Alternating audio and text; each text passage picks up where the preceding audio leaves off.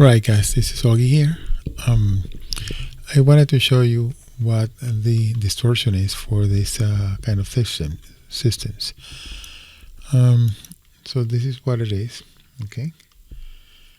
You have a rack and pinion, which is that what it is. There's a servo that drives that, and then anything that is on the other side, being driven by the system, okay?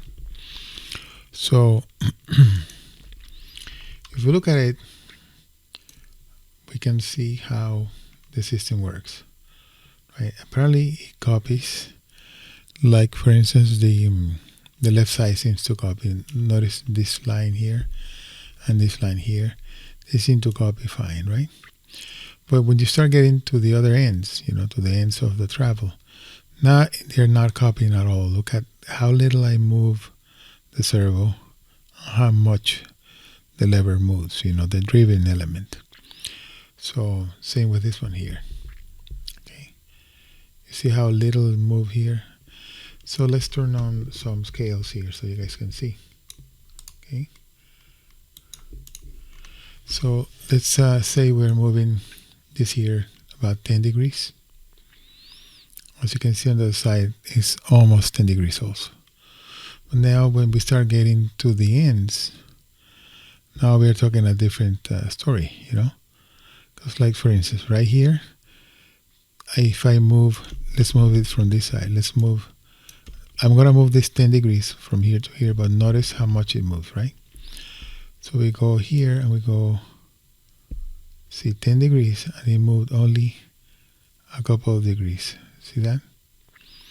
So what happens is that on the top here, on this area, it seems to copy fine, but so it's when you have linearity means that this here is a multiple. I'm sorry, the resultant is a multiple of the driven one, the driving one.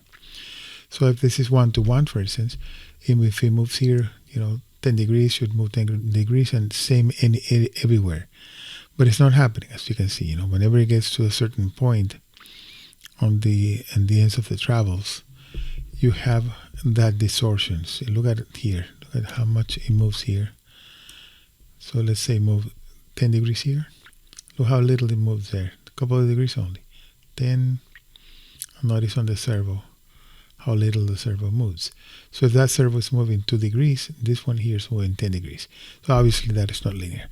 That's why these systems are not useful for linear movements. If this is the one driving, same, let's say a lever like this is on the other side, anything you move here is copied on the other side.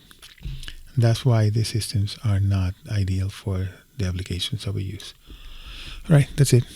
Thanks for the attention, and hopefully please click on the subscribe button, and so you get the information of a new video whenever I upload it here. Okay, thank you. Bye bye.